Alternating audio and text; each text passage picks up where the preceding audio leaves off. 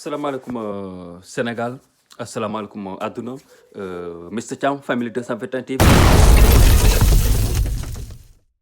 ak yéen ci seen i chronique comme ni ñu koy faral di defee on va toujours parler d' actualité xam ngeen fan yi actualité moom moo ëpp li ñuy wax quoi mais people dina ñëw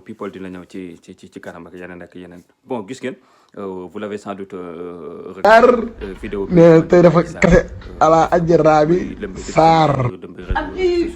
ajara xaw ma vidéo bi ndax avant la ko def avant bi muy def xaw ma conférence de presse la xaw ma déclaration wala après bi mu defee sa sortie mais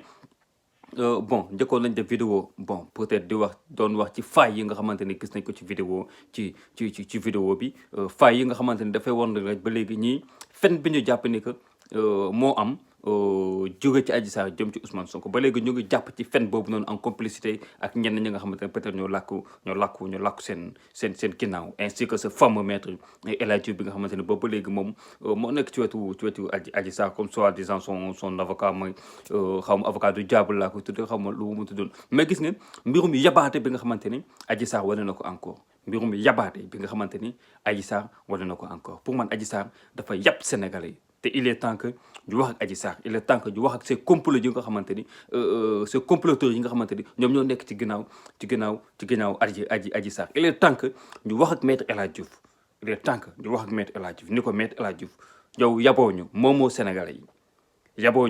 Sénégalais yi ba ay fennu Adji Sarr nga ñu koy jéem a imposer man mënuma comprendre Adji Sarr nga toog ak sa kanamu yërmande bi nga indi comme bëgg a dox ci sentiment wu Sénégalais yi toog wax li ngay wax xaw ma bi ngay def sa vidéo fekk na nga wax ba pare wala xaw ma bi ngay def sa vidéo fekk na waxagoo comprendre nga yaa ngi nekk ci benn situation boo xamante ni situation bu critique la yaa ngi dugal ci Sénégal ci benn situation boo xamante ni gëjoon nañ ko gis Sénégal après tu te permets ngay def ay vidéo xaw ma snap la xaw ma lu mu munti doon naan da ngay xàppi comme si ko da ngay bégee bul fàtte ni Adji Sarr lu mot fukki nit ak ñeent presque 14 personnes ñoo ñàkk seen bakken 14 personnes ñoo ñàkk seen bakken ci loo xamante ni yow sa tayeef la ci loo xamante ni ci say fen la jóge ci loo xamante ni xaw ma ci say mbirum complot la jóge pour takkal ki nga xamante ne mooy Ousmane Sonko ak keneen ku mu mënti doon nag pour fàttali ne Adji Sarr ay doomu jàmbur ñoo dee ci loo xamante ni waroon na mën a ñàkk ba léegi Sénégalais di leen jooy yow ngay génn ci ay vidéo naan da ngay xappi quoi wala da ngay ñaawal Sénégalais yi quoi pour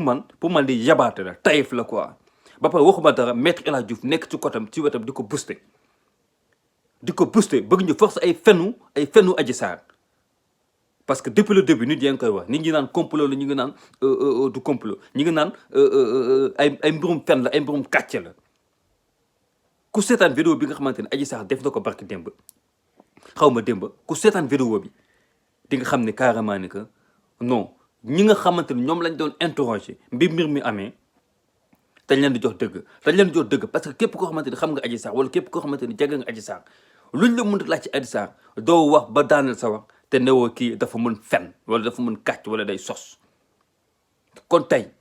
bu ñu dégloo vidéo conférence xaw ma déclaration bi Adji Sarr def par rapport ak PV yi nga xamante ni commissaire génne na ko wala police génne woon na ko wala gendarmerie génne woon na ko xam ne carrément Adji Sarr dafay fen elle ne fait que mentir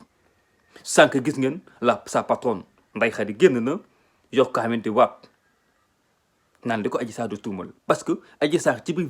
vidéo bi mu mujj def mi ngi naan Ndeye Khady waroon na commissaire waroon na taxaw bi muy génn di wax ni di def déclaration waroon na ni Ndeye Khady da koo ne mu yàq ëmbam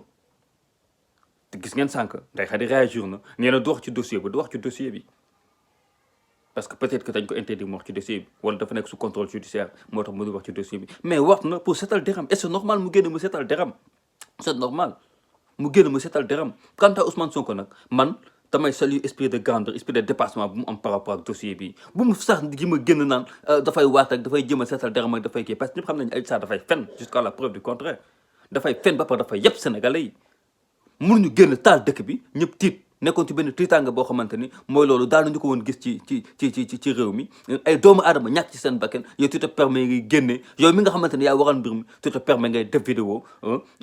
naan da ngay xappi xaw ma da ngay fecc te ngay yàpp Sénégalais yi Adji Sarr il est temps que nit ñi wax ak yow Adji Sarr il est temps que nit ñi wax ak maître yow mii di maître El Hadji Diouf l'avocat du diable sax laay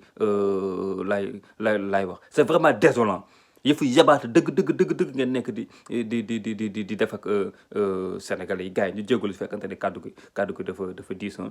cri de cœur la woon nag boo xamante ni amoon nañ ko par rapport vidéo bi nga xamante ni ba sànq ba léegi mu ngi depuis ci suba mi ngi taw ci réseaux sociaux yi Mister Thiam comme ça bu leen fàtte gars yi abonné leen